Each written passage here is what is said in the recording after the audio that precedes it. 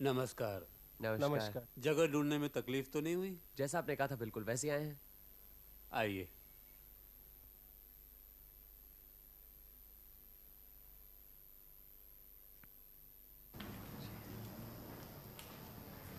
काफी धूप में आए हैं, थोड़ी देर आराम कर लीजिए, फिर मैं आपको सारी जगह दिखाता हूँ और लोगों से परिचय भी करा दूंगा। अच्छा, वो मोटर के टुकड़े तो दिखाइए जो यहाँ फेंके जाते हैं। जी आइए। ये स्पार्क प्लग है। 6 महीने पहले एक रात को इस कमरे में फेंका था। खिड़की का कांच चूर चूर हो गया था। 15-20 दिन के बाद मिला। फिर 15-20 दिन कुछ नहीं, उसके बाद इस दरवाजे पर कार्बोरेटर का टुकड़ा मिला। फिर उसके बाद ये फटा हुआ टायर। लगता है कोई आपको टुकड़ों टुकड़ों में पूरी मोटर कार भेंट करना चाहता है।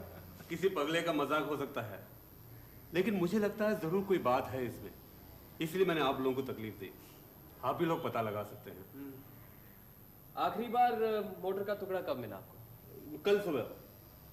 इस बार तो किसी बच्चे की मोटर कार छोड़कर चला गया। इन सब में उंगलियों के निशान नहीं है। लगता है भेंट करने वाला होशियार है। जी। अच्छा, आपकी कॉलोनी में सब लोग इन मोटर पार्ट्स के बारे में जानते हैं? जानते हैं।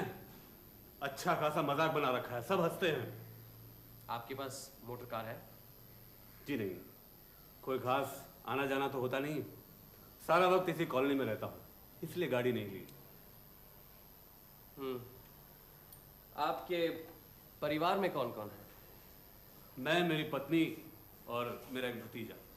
आपका अपना भतीजा है? जी, म्युनिसिपल मार्केट के फूलों की दुकान पर बैठता है। हमारे कोई बच्चा नहीं है, लेकिन मेरी पत्नी ने उसे बच्चे की तरह पाल पोस कर बड़ा किया। अच्छा, एक बात बताइए, 10 साल पहले या 20 साल पहले या कुछ भी, आपका ऐसे किसी आदमी से संबंध रहा है जो कि मोटर गाड़ी का धंधा करता हो, या मोटर का दलाल हो, ड्राइवर हो या मैकेनिक हो, कुछ भी? 12 साल पहले मैं पूना में सेशन जज था। तब लाल सिंह नाम के एक आदमी को मैंने फांसी की सजा दी थी। सजा सुनकर उसने मेरी तरफ जूता फेंक कर मारा था। हाँ, उसका एक मोटर का गैराज था। खैर, वो तो गुजर गया। और कोई? मेरे फैसले के खिलाफ उसने हाई कोर्ट में अपील की। उस अपील से फांसी के बजाय उसे 14 साल की कैद हुई। 14 साल? इसका मतलब है वो आज भी जेल में है? अच्छे व्यवहार से अक्सर कैद की मियाद कम हो जाती है। हो सकता है वो छूट गया हो। मतलब आपने पता नहीं लगाया छूट गया है नहीं? अक्सर जेल के अधिकारी पूछने पर बता देते हैं। ये बात तो मेरे दिमाग में भी नहीं थी, आपने पूछा है इसीलिए। अच्छा, आप सेशन जज कितनी देर रहे? मैं ब्लड प्रेशर का मरीज हूँ। 10 साल पहले डॉक्टरों ने हिदायत दी थी कि दिमागी काम न करूँ, इसलिए वक्त से पहले रिटायर हो गया और यहाँ आकर फूलों का बगीचा बनाया। अब ब्लड प्रेशर कैसा है आपका? उम्र के साथ साथ ब्लड प्रेशर भी बढ़ता जा रहा है। आइए, हमारे कॉलोनी के लोगों से मिला दो। चलिए।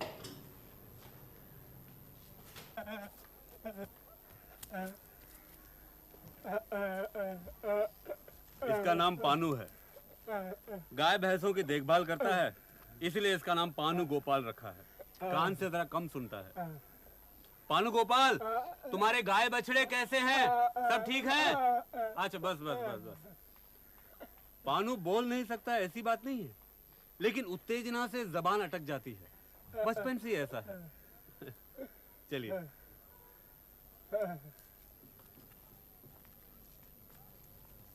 ये पानू कान में रुई क्यों लगाता है? कान में मवाद होता है। चले आपको हमारे रसोई और खाने पीने का घर दिखाते हैं। ये हॉल है और वो रहा रसोई घर। ये मेरी धर्मपत्नी दमयंती। नमस्कार। अरे, तुम खाना बना रही हो? मुकुल कहाँ गई? मुकुल के सर में दर्द है, वो सो रही है। तो लक्ष्मी को बुलवा लेती, कुछ मदद तो हो जाती। इसकी क्या जरूरत है, मैं संभाल लूंगी। चाची जल्दी खाना दो, शहर जाना है। अच्छा चलो, आप मैं देती हूँ। अरे विजय, अभी तक काम पर नहीं गए? नहीं, आज थोड़ी देर हो गई चाचा जी, थोड़ा हिसाब तैयार कर रहा था। चलिए।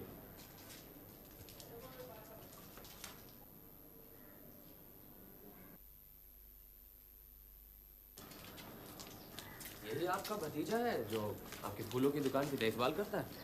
जी। वहां उस घर में प्रोफेसर नेपाल गुप्ता और उनकी बेटी मुकुल रहती है। प्रोफेसर साहब कॉलेज में केमिस्ट्री पढ़ाते थे। उनकी अपनी लेबोरेटरी थी। एक दिन लेबोरेटरी में एक जोरदार धमाका हुआ और प्रोफेसर साहब बुरी तरह घायल हो गए। कॉलेज के अधिकारियों को शक हुआ कहीं वो चोरी छुपे बम तो नहीं बना रहे थे। उनकी नौकरी तो गई, साथ साथ पुलिस ने भी हिरासत में ले लिया। लड़ाई के बाद छूटे, लेकिन कॉलेज की नौकरी वापस नहीं मिली। सचमुच बम बना रहे थे? उनका कहना है कि वो पेड़ पौधों के लिए खाद बना रहे थे। यहाँ आकर भी खाद बनाना नहीं छोड़ा। घर में एक लेबोरेटरी बनाई है। Gas cylinder, burner, test tube, retort वगैरह सब कुछ है। एक दिन काफी खाद बनाकर मुझे दे दिया और कहा कि पपीते के पेड़ में दो। मेरी मर्जी नहीं थी, लेकिन नहीं माने। फिर क्या हुआ? पपीते के सब झाड़ मर गए।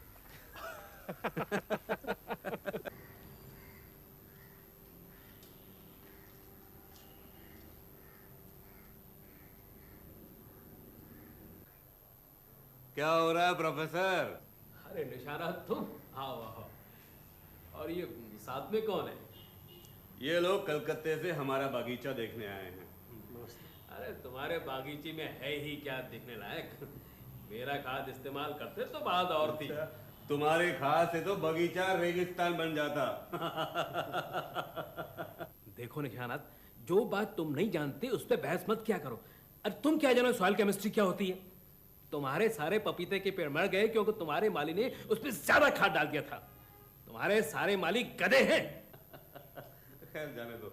नया क्या हो रहा है? तंबाकू पर एक्सपेरिमेंट कर रहा हूं। अच्छा, अब आदमियों का भी खून करोगे? निशानात, तुम्हारा तो दिमाग एकदम ठप हो गया है। तुम्हें मालूम है विज्ञान की बदौलत जहर भी अमृत बन सकता है। जब तंबाकू से अमृत निकलेगा तो पहले तुम ही चखना। अब चलता हूँ, बाकी जगह भी दिखानी है। आ जाओ जाओ। अच्छा, मुकुल कैसी है? सुना सर में दर्द है। मुझे नहीं मालूम। आप लगता है शतरंज में माहिर हैं। आप शतरंज खेलना जानते हैं? बस यूं ही थोड़ा बहुत खेल लेता हूँ। अरे तो फिर आइए ना, हो जाएगी। आइए। अरे नहीं नहीं, इस वक्त शतरंज में बैठे तो 2-3 घंटे निकल जाएंगे। 10 मिनट में भी खत्म हो सकता है। आइए ना। अच्छा, आइए।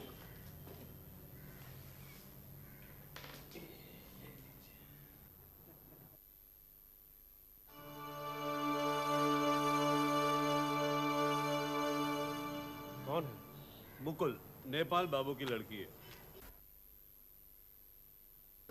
नेपाल बाबू कब से हैं? यही कोई 2 साल से। क्या काम करते हैं? वैज्ञानिक प्रयोग वगैरह करते हैं, शतरंज खेलते हैं और हर काम में मेरी गलती निकालते हैं। आपकी गलती? जिस तरह से मैं कॉलोनी का काम चलाता हूँ उसे बिल्कुल पसंद नहीं है और उसे यकीन है कि अगर उससे वो सुपुर्द किया जाए तो बहुत अच्छी तरह चलाएगा। अच्छा। लेकिन उसकी लड़की मुकुल बहुत काम की है। मुकुल काम की लड़की हो सकती है, लेकिन हमें यहाँ देखकर उसके सिर में दर्द क्यों होने लगा? और फिर खिड़की से छुपकर क्यों देख रही थी हमें? क्या हो रहा है ब्रिजदास? कुछ नहीं, एक गाय बीमार पड़ गई है, उसके लिए जुल्लाब तैयार कर रहा हूँ। अच्छा अच्छा, हो सके तो कुछ प्रोफेसर नेपाल गुप्ता को पिला देना, उन्हें बहुत फायदा होगा।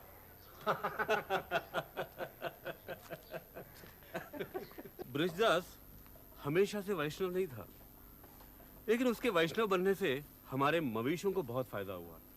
हमेशा उनकी देखभाल करता रहता है। अच्छा, पहले क्या था? पूना में सेशंस कोर्ट में क्लर्क था। बहुत दिनों से पहचानता हूँ। एक बार उसने घूस खाकर एक जरूरी दलील गायब कर दी, पकड़ा गया। केस मेरे कोर्ट में ही आया था। 6 साल की सजा हुई। इस बीच नौकरी छोड़कर मैं यहाँ चला आया। सजा होने के बाद जेल से छूटकर वो सीधा मेरे पास चला आया। देखा, सचमुच बदल गया है। अच्छा, हाँ, जेल की हवा खाकर वो वैष्णव बन गया। एक बात ठान ली है बृहदास ने कि कभी झूठ नहीं बोलेगा। ये कुटिया हमारे डॉक्टर भुजंगधर की है। सितार बजाने का बड़ा शौक है। चलिए।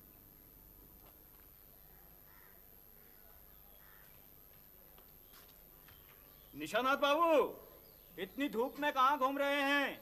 अपना ब्लड प्रेशर बढ़ाना चाहते हैं क्या? इन्हें ये बगीचा दिखा रहा था। आइए अंदर आइए। इस वक्त नहीं, जरा लक्ष्मी से मिलना है। आपका ब्लड प्रेशर कैसा है? खून निकलवाएंगे? अभी ठीक ही महसूस कर रहा हूँ, बाद में बताऊंगा। चलता हूँ। आइए आइए ब्योमकेश बाबू, इतनी जल्दी खेल खत्म हो गया? काफी तेज खिलाड़ी हैं। देखने में आदमी बुद्धू लगता है, लेकिन असल में बिच्छू है, बिच्छू। पीछे इधर बरामदे में कौन है? डॉक्टर भुजंगधर दास। अच्छा, कब से है यहाँ? करीब 4 साल से। अरे लक्ष्मी, तुम इस वक्त नहाने जा रही हो? काफी सिलाई का काम पड़ा था, वो सब खत्म करते करते देर हो गई। लक्ष्मी हमारे दर्जी खाने की थाली कॉलोनी के सारे कपड़े खुद सीती है। ठीक है जाओ, लेकिन मैं तो ये कहने आया था कि मुकुल का सर दर्द कर रहा है और वो रसोई में काम नहीं कर सकेगी। दमयंती अकेली है, तुम्हारी मदद होती तो अच्छा होता। अरे, मुझे किसी ने बताया तक नहीं। तो ये है हमारे कॉलोनी के लोग। इसका मतलब कुल मिलाकर 3 महिलाएं 6 पुरुष। जी। लक्ष्मी के बारे में आपने कुछ बताया नहीं। उसका भी तो कुछ इतिहास होगा। कुछ है, लेकिन नहीं के बराबर ही है। गांव की लड़की है, कोई उसे फुसलाकर यहां कलकत्ता ले आया और फिर बदमाश उसे यहीं छोड़कर चला गया। अब क्या मुंह लेकर वापस जाएं? इसीलिए कलकत्ता में रह गई। उसके बाद यहां चली आई। कितने दिनों से यहाँ रह रही है? करीबन 2 साल से। आपकी कॉलोनी के बारे में उन्हें पता कैसे चला? ये कोई सरकारी अनाथालय तो है नहीं? कलकत्ते के किसी रेस्टोरेंट में विजय शाम को रोज चाय पीता था। वहीं एक टेबल पर अकेले बैठे लक्ष्मी को रोते हुए देखा। पूछने पर पता चला कि 2-3 दिन से कुछ खाया नहीं। बेचारी सिर्फ चाय पीकर गुजारा कर रही थी। उस दिन तो चाय के लिए भी पैसे नहीं थे। विजय उसे यहाँ ले आया। अच्छा, मोटर गाड़ी के घिसे पिटे टुकड़ों के बारे में किसी पर शक है आपको? अगर शक होता तो आपको पहले से बता देता। और फिर यहाँ तरह तरह के लोग हैं, किस पर क्या शक करूं? इसीलिए तो आपकी मदद ले रहा हूं। आपको कोई ब्लैकमेल तो नहीं कर रहा? नहीं, मुझे नहीं लगता।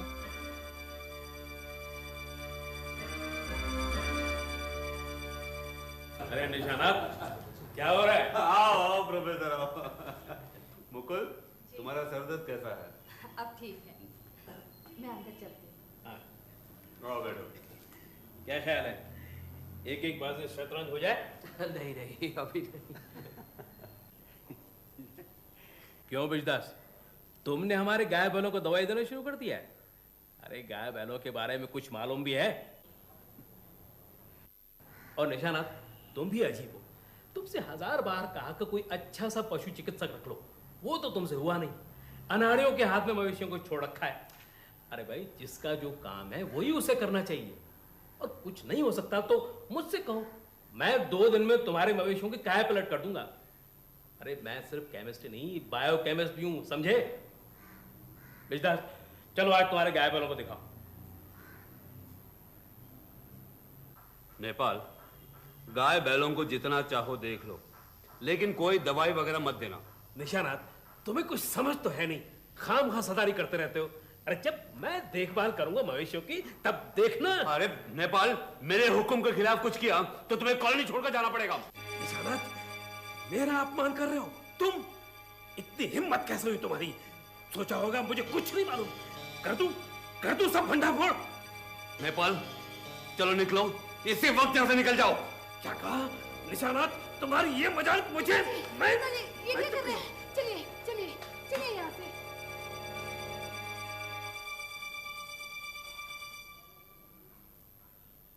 इतना उत्तेजित होना आपकी सेहत के लिए ठीक नहीं है मिस्टर सैन। अगर दिमाग की एक छोटी सी नली भी जख्मी हो जाए तो प्रोफेसर नेपाल गुप्ता का तो कुछ नहीं होगा। देखिए, जरा अपनी नब्ज दिखलाइए। मैं ठीक हूं, आप लोग बैठिए। आप ही व्योमकेश बाबू हैं? क्यों, ठीक पकड़ा कि नहीं? अब सब कुछ जान गए हैं तो 2-4 सवाल आपसे पूछता हूँ, जवाब देंगे? ज़रूर। मेरे बारे में तो शायद आपको सब कुछ मालूम पड़ ही चुका होगा। सब कुछ नहीं। ठीक है, पूछिए। आपकी शादी हो गई? डॉक्टरी पढ़ने के लिए 3 साल इंग्लैंड में था, वहीं एक गोरी लड़की से शादी की। वो इस काले आदमी को ज़्यादा दिन बर्दाश्त नहीं कर पाई और एक दिन मुझे छोड़ के चली गई। मैं भी हिंदुस्तान की संतान वापस हिंदुस्तान आ गया। उसके बाद कभी उससे मुलाकात नहीं हुई। एक और सवाल है, जिस गुनाह की वजह से आपकी डॉक्टरी का लाइसेंस जब्त कर लिया गया था, वो गुनाह क्या था? एक नारी को लो क्लास से बचाने के लिए उसका गर्भपात किया था, पकड़ा गया, बस। अच्छा, मैं अभी आया। व्योमकेश बाबू, मैं आपके सभी सवालों का जवाब दे चुका हूँ, लेकिन आपने अभी तक मेरे पहले सवाल का जवाब नहीं दिया। कौन सा सवाल? मोटर गाड़ी के टुकड़ों के रहस्य का समाधान हुआ? अभी नहीं, कुछ समझ में नहीं आ रहा। क्या आप इस पर रोशनी डाल सकते हैं? मुझे पूरा यकीन है कि ये सारा काम उस प्रोफेसर नेपाल गुप्ता का है। वही निशानात बाबू को डरा धमका रहा है। प्रोफेसर ऊपर से जितना घमंडी है, अंदर से उतना ही पेचीदा। लेकिन निशानात बाबू को डराने से उसका क्या फायदा? प्रोफेसर इस कॉलोनी का कर्ता धर्ता बनना चाहता है। भला निशानात बाबू ऐसा क्यों होने देंगे? इसीलिए वो प्रोफेसर जो है निशानात बाबू को दबा रहा है। उसने एक प्रकार से वॉर ऑफ नाउ शुरू कर रखा है। प्रोफेसर ये बात अच्छी तरह से जानता है कि निशानात बाबू ब्लड प्रेशर का मरीज है। उन पर जितना ज़्यादा दबाव पड़ेगा वो उतनी जल्दी खाट पकड़ेंगे और प्रोफेसर खुद मालिक बन बैठेगा। लेकिन उनकी तो पत्नी है, भतीजा है, उनके रहते हुए मालिक कैसे बन सकता है? नामुमकिन लगता ज़रूर है, लेकिन नामुमकिन है नहीं। क्यों? मिसेस सेन प्रोफेसर नेपाल गुप्ता पर कुछ ज़्यादा ही मेहरबान हैं। क्या कह रहे हैं आप? मेहरबा होने की कोई खास वजह है? व्योमकेश बाबू, आप खुद अक्लमंद हैं, मैं भी कोई बेवकूफ़ तो हूँ नहीं, समझ जाना चाहिए। हो सकता है मेरी सारी बातें बेबुनियाद हों। आपने पूछा, इसीलिए जितना मुझे मालूम था मैंने आपको बता दिया। मैं अब आज्ञा चाहूँगा, शायद आपको भी कहीं जाना हो। एक मिनट, मुकुल भी क्या अपने बाप के साथ थी क्या? मैं अभी ठीक से कुछ नहीं कह सकता। आशा है फिर मुलाकात होगी। अच्छा अच्छा।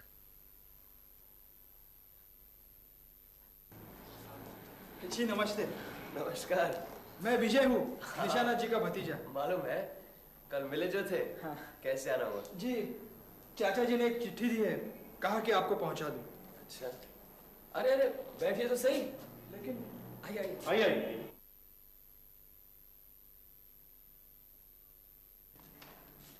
मैंने कल सुबह आपको कॉलेज में देखा था, लेकिन उस वक्त आपका असली परिचय मालूम नहीं था। तो असली परिचय किसने दिया? जी घर वापस जाकर पता चला। अच्छा, चाचा जी ने क्या किसी जरूरी काम से बुलाया था आपको? ये तो अपने चाचा से ही पूछना था। चाचा जी हमें सब बातें थोड़ी बताते। वो तो मोटर के पार्ट्स को लेकर कुछ परेशान है, इसलिए। अच्छा, मोटर के पार्ट्स के बारे में आपका क्या ख्याल है? मुझे तो बिल्कुल बचकाना काम लगता है। हाँ, यहाँ से 1 मील दूर एक गांव है, वहाँ के लड़के बहुत बदमाश हैं। वही सब शैतानी करके कूड़ा करकट हमारे यहाँ फेंक जाते। अच्छा जी। प्रोफेसर नेपाल गुप्ता का क्या हाल है? सुना था कि प्रोफेसर साहब ने चाचा जी का अपमान किया था कल शाम को। चाचा जी ने तो सह लिया।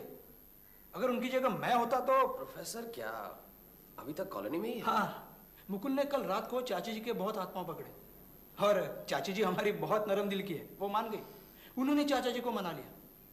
वैसे चाचा जी चाची की बात कभी नहीं टालते। प्रोफेसर की किस्मत अच्छी है।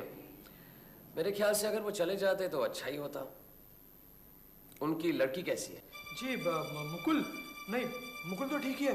वो अपने बाप की तरह नहीं है। वो ठीक है। मैं चलता हूँ, मुझे बहुत सारे काम है। जी नमस्ते। जी नमस्ते। नमस्ते।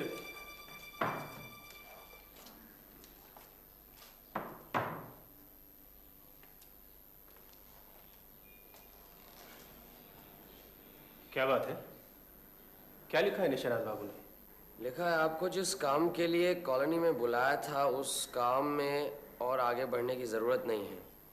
आपको जो एडवांस रुपए दिए हैं उम्मीद है वही आपकी मेहनत के लिए काफ़ी होंगे।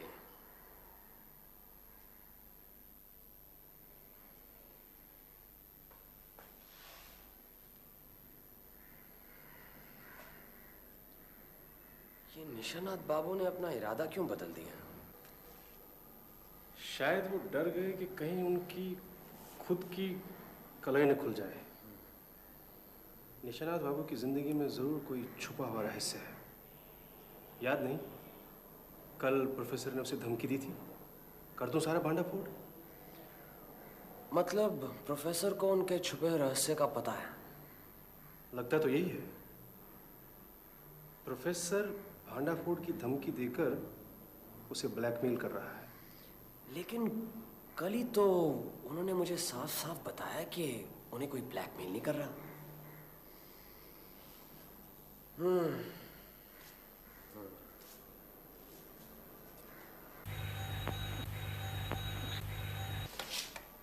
हेलो, हाँ बोल रहा हूँ।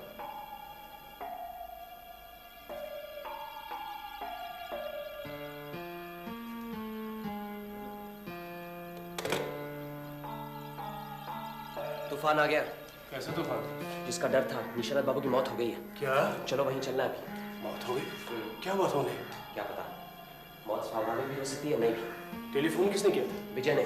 चलो जल्दी तैयार हो जाओ, ट्रेन से देर हो जाएगी, टैक्सी लेकर चलते रहो।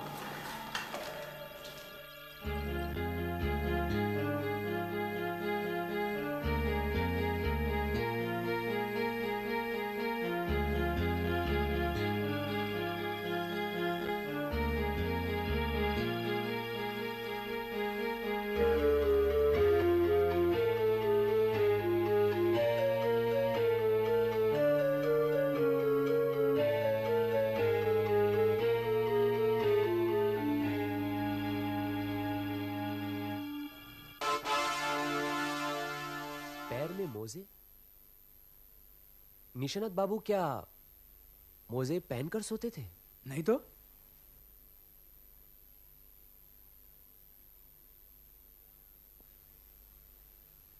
गरम मोजे? क्या लगता है ब्योमकेश बाबू? आपकी चाची कहाँ है? जी बेहोश पड़ी है, आइए।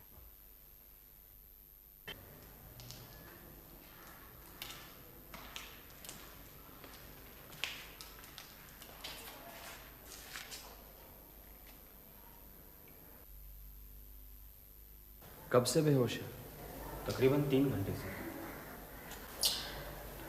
इन्होंने ही सबसे पहले निशानाथ जी को देखा था। देखते ही चीख कर गिर पड़ी, तभी से बेहोश है। आपने लाश देखी है? हाँ। आपको क्या लगता है, कुदरतन गुजर गई या फिर? इस विषय में मैं कुछ भी नहीं कहना चाहूँगा। कॉलोनी के डॉक्टर पाल को बुलाया है, वही बेहतर बतला पाएंगे।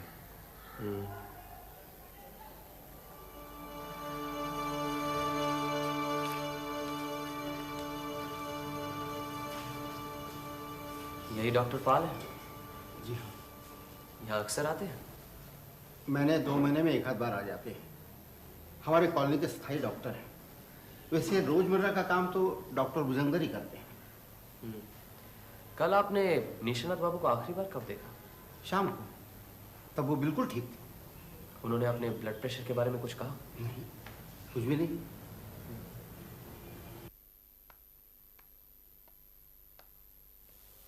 माफ कीजिए, आप क्या डेथ सर्टिफिकेट लिख रहे हैं? व्योमकेश बख्शी। आप क्या समझते हैं ये कुदरतन मृत्यु है? मौत क्या कभी कुदरतन होती है? शरीर की हालत जब अस्वाभाविक होती है, गैर कुदरतन, तभी तो मौत आती है।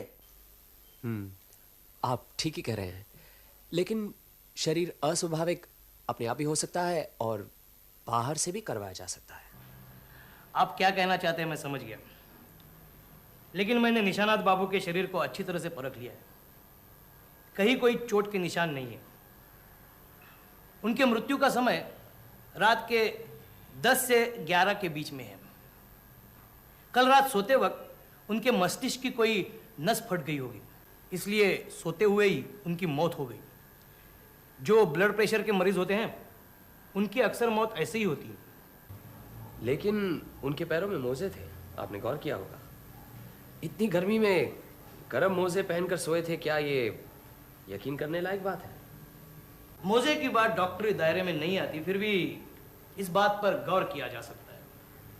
निशानात बाबू खुद मोजे पहनकर सोएंगे ये यकीन नहीं होता, और कोई और उन्हें सोते हुए मोजे पहनाएगा ये भी यकीन करने लायक बात नहीं है। कोई ऐसा करेगा तो वो जागेंगे नहीं।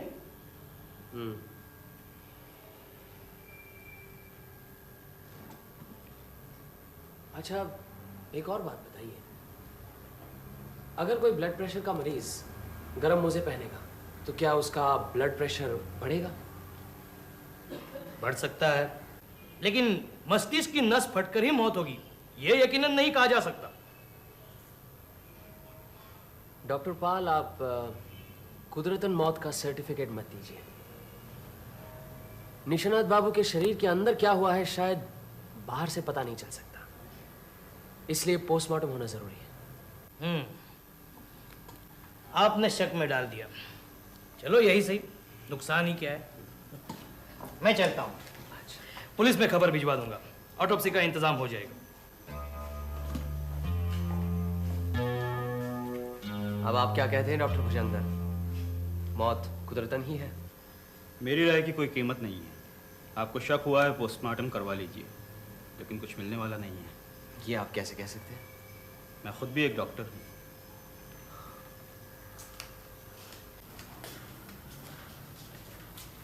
विजय बाबू, निशानात बाबू के साथ आपकी आखिरी मुलाकात कब हुई थी? जी, शाम को जब मैं कलकत्ता से वापस आया। और रात को खाना खाते समय? नहीं, मैं कुछ जल्दी खा पी कर रात 8 की गाड़ी से वापस कलकत्ते चला गया था। वापस कलकत्ते चले गए? जी, कुछ काम था। करीबन रात को 12:30 बजे आकर सो गए। सुबह सुबह मुकुल ने आकर मुझे बताया। मुकुल ने? जी, मुकुल यहाँ से गुजर रही थी कि उसने चाची जी की चीख सुनी। उन्हें बेहोश देखा तो मुझे बताने चली आई। अच्छा ब्योमकेश बाबू, आपको क्या लगता है कि चाचा जी की मौत कुदरतन नहीं है? लगता तो ऐसा ही है। मुझे भी कुछ गड़बड़ लग रहा है। चाचा जी कभी सर्दियों में भी मोजे पहनकर नहीं सोते थे। मोजे तो उनके है ही नहीं। फिर उनके कमरे में जाकर देखा तो खिड़की भी बंद है। चाचा जी कभी खिड़की बंद करके नहीं सोते थे। फिर खिड़की किसने बंद की? अभी 10 बजे है, पुलिस के आने में भी देर है। हम जरा कॉलोनी का राउंड मार के आते हैं। जैसे आपकी मर्जी। चलो जी।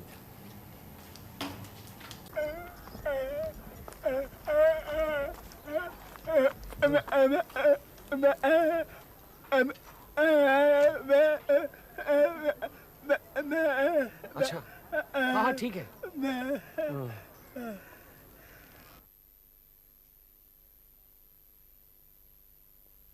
नमस्कार प्रोफेसर गुप्ता। नमस्कार, आप यहाँ? निशानात बाबू ने चिट्ठी लिखकर आज बुलाया था। यहाँ आकर देखा, हमने कभी सोचा नहीं था इस तरह अकस्मात ही गुजर जाएंगे। अरे ये ब्लड प्रेशर के मरीज ऐसे ही मरते हैं। निशानात बहुत जिद्दी था, किसी की नहीं सुनता था। मैंने भी कितनी बार कहा कि हाँ, आपके साथ तो उनके अच्छे संबंध थे, लेकिन उसकी जिद की वजह से कभी कभी तू मैं हो जाया करती थी। हाँ, वो तो हमने सुना। उस दिन हमारे सामने आपने कहा कि कर दो भांडाफोड़। ऐसा लगा जैसे आप उनकी जिंदगी का कोई गुप्त रहस्य जानते हैं। गुप्त रहस्य? अरे नहीं, ऐसी कोई बात नहीं थी। वो तो यूं ही गुस्से में कभी कभार अनाप शनाप बक दिया करता था मैं। वो तो मेरा स्वभाव ही ऐसा है। अच्छा, आपसे एक बात पूछूं? आपकी लड़की मुकुल के साथ विजय का कुछ क्या मतलब कोई संबंध? या मुकुल किसी से कोई भी संबंध रखने वाली लड़कियों में नहीं है, समझे आप? हम जब यहाँ आए थे तो मैंने ही विजय के साथ मुकुल की शादी की बातचीत की थी। विजय राजी भी हो गया था, लेकिन बाद में उलट गया। विजय का चाल चलन क्या ठीक नहीं है? बस यूं ही समझ लीजिए, भली लड़की को छोड़कर उल्टा के आगे पीछे दौड़ना क्या अच्छे चाल चलन के लक्षण है? मुकुल अब कैसी है? जैसी थी वैसी ही है, पढ़ी है चुपचाप। देखेंगे एक बार? चलिए देखते हैं। मुकुल और विजय की संबंध की बात क्या है, कुछ समझ में नहीं आई। जब प्रोफेसर यहाँ नए नए आए ना, तब मुकुल और विजय में काफी दोस्ती हो गई थी। शादी की बात भी पक्की हो गई थी। फिर ये लक्ष्मी आई। विजय लक्ष्मी पर लट्टू हो गया, मुकुल से शादी तोड़ दी। निशानाथ बाबू जरूर इस शादी के खिलाफ थे। अच्छा, निशानाथ बाबू की मौत स्वाभाविक नहीं है, तुम्हें पूरा यकीन है? पूरा 100%। उनके ब्लड प्रेशर ने उन्हें पहाड़ी के किनारे ला खड़ा किया और किसी ने जोर से पीछे से धक्का दे दिया।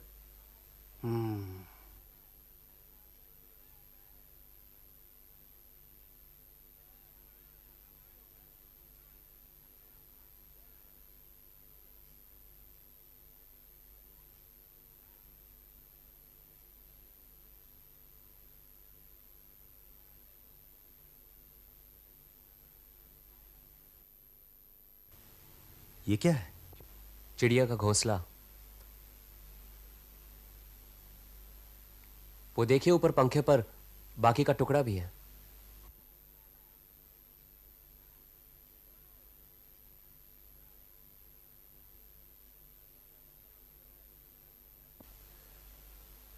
जरा और हटाइए, देखिए पैरों पर मोजे पहने हुए हैं। आपकी गैरहाजिरी में मोजे खोलकर देखना मैंने उचित नहीं समझा। जरा देख लीजिए, पैरों तले दाग तो नहीं है?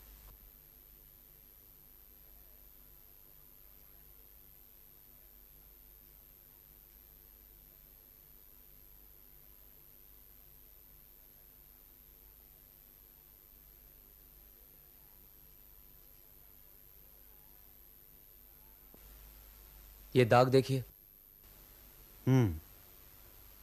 किसी चीज से बांधने के दाग नजर आते हैं, लेकिन इससे क्या पता चलता है?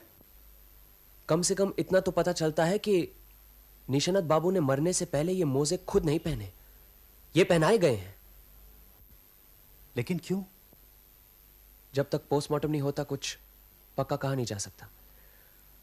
खास तौर पर आप डॉक्टर से पूछ लीजिएगा कि कहीं शरीर पर कोई हाइपोडर्मिक सिरिंज के निशान तो नहीं है। ठीक है, मैं लाश को पोस्टमार्टम के लिए भिजवाता हूं। इसकी रिपोर्ट कल दोपहर तक मिल जानी चाहिए। आप कल एक बार पुलिस स्टेशन आ जाएंगे? जरूर। चलिए। रिपोर्ट साफ है, शक की कोई गुंजाइश ही नहीं। खून में किसी तरह का जहर या दवाई का निशान नहीं है। निशानात ब्रेन हेमरेज की वजह से मरे हैं। हाइपोडर्मिक सिरिंज के कोई निशान नहीं मिले? दाहिनी हाथ की कोहिनी में कुछ सुई चुभाने के निशान हैं जरूर, लेकिन वो कोई 4-5 महीने पुराने हैं। और पैरों पर इलास्टिक गार्टर्स के कोई निशान? डॉक्टर का कहना है कि इस दाग का मृत्यु से कोई संबंध नहीं। शरीर की जांच से उम्मीद रखना शायद गलती थी। आइए आइए। जी नमस्ते। नमस्कार, बैठिए। विजय बाबू, पोस्टमार्टम की रिपोर्ट में तो कुछ भी नहीं मिला। कल रात से ब्रजदास भी गायब है। ब्रिजदास गायब? क्या पोस्टमार्टम का नाम सुनते ही गायब हो गया? क्या मालूम। लीजिए इंस्पेक्टर बराट, आपका एक और मेहमान बढ़ गया है, अब ढूंढ निकालिए इसे। मेहमानों की खातिरदारी करना ही तो हमारा काम है। खैर, तो अब हमें यह मान लेना चाहिए कि निशानाथ बाबू की मृत्यु का कारण ब्लड प्रेशर ही था। कभी नहीं। हत्यारे ने ब्लड प्रेशर का फायदा उठाया है और इसीलिए हत्या करने का कोई निशान नहीं मिल रहा। लेकिन किस तरह से फायदा उठाया इसका भी तो कुछ पता चले। छानबीन करने के लिए कुछ सूत्र भी तो होने चाहिए। सूत्र है, सारे सबूत आपके सामने पड़े हैं, फिर भी आपकी कुछ समझ में नहीं आ रहा? नहीं, आप ही बताइए ना। चिड़िया का घोंसला फर्श पर गिरा था। क्या इससे भी कुछ पता नहीं चला? नहीं। बहुत ही भयंकर मृत्यु थी। आप ही बताइए ना। ये मेरा अनुमान है, लेकिन मुझे पूरा यकीन है कि यही हुआ होगा। फिलहाल आप सब ये बात अपने तक ही रखिए। निशानाथ बाबू के पैरों में रस्सी बांधकर उन्हें ऊपर लगे हुए लोहे के कड़े से उल्टा लटका दिया गया। ब्लड प्रेशर तो था ही, उस पर से सारा शरीर का खून नीचे सर तक उतर आया। इससे सर पर दबाव पड़ा और 5 मिनट के अंदर ही सर के खून की नली फटकर उनकी मौत हो गई। फिर उन्हें बिस्तर पर लेटा दिया गया। लेकिन चतुर हत्यारा भी कुछ न कुछ गलती तो कर ही बैठता है, वरना ऐसे कोई पकड़ा भी न जाए। और यहां हत्यारा मोजे खोलना भूल गया। सचमुच भयंकर मौत है। अब साफ पता चलता है कि पैरों में कहीं निशान न पड़ जाएं, इसलिए मोजे पहनाए गए थे और लोहे के कड़े में रस्सी घुसाते वक्त चिड़िया का घोंसला गिर पड़ा था। लेकिन एक बात समझ में नहीं आती, इतना सब कुछ होते वक्त निशानाथ बाबू सोए रहे, जागे नहीं। निशानाथ बाबू शायद जगे हुए ही थे। मुझे लगता है करीबन रात 10 या 11 के बीच में यह हादसा हुआ था। डॉक्टर पाल की भी यही राय है। जाहिर है किसी जान पहचान वाले ने ही उनका खून किया था। मेरा अनुमान था कि हत्यारे ने शायद इंजेक्शन के साथ उन्हें बेहोश किया होगा और फिर उल्टा लटका दिया होगा, लेकिन शरीर पर सुई चुभाने के कोई निशान नहीं मिले। इसीलिए हमें समझ लेना चाहिए कि उसने बड़ी चतुराई से उन्हें बेहोश किया। मतलब सैंडबैग इस तरीके से गर्दन के पीछे हल्के हाथ से एक बार वार करने से ही आदमी बेहोश हो जाता है और उसके साथ गर्दन पे कोई निशान भी नहीं दिखते। लेकिन कौन है वो? कौन ऐसा कर सकता है? अभी बताना मुश्किल है, लेकिन एक बात समझ में नहीं आ रही। दमयंती या मिसेस सेन पास वाले कमरे में ही थी, उन्हें कैसे कुछ पता नहीं चला? नहीं, चाची जी को कुछ नहीं पता। वो जरूर सो गई होंगी।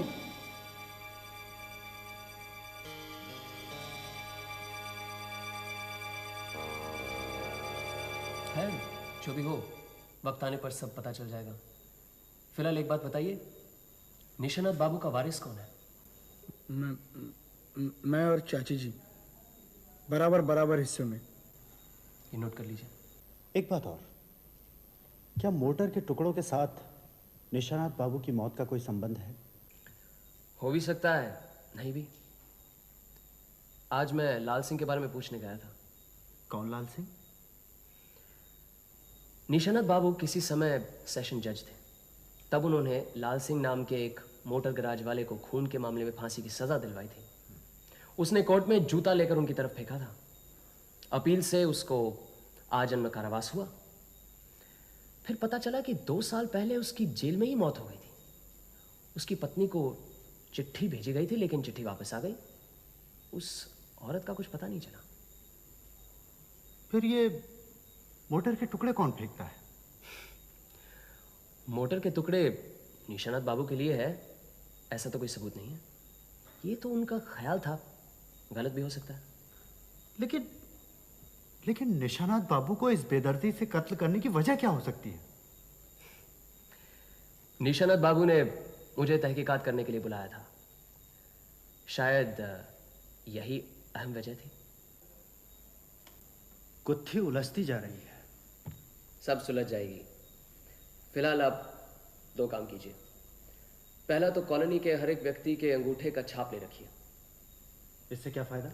आप लेकर तो रखिए, काम आ सकता है। जिस तरह लोग कॉलोनी से गायब हो रहे हैं, पता नहीं कौन कब तक रहेगा। ठीक है। दूसरा? मेरे ख्याल से अब कॉलोनी चलते हैं। अजीत वहां पहुंच गया होगा। मैंने हर एक व्यक्ति से कुछ सवाल करने हैं, आप सब नोट कर लेना।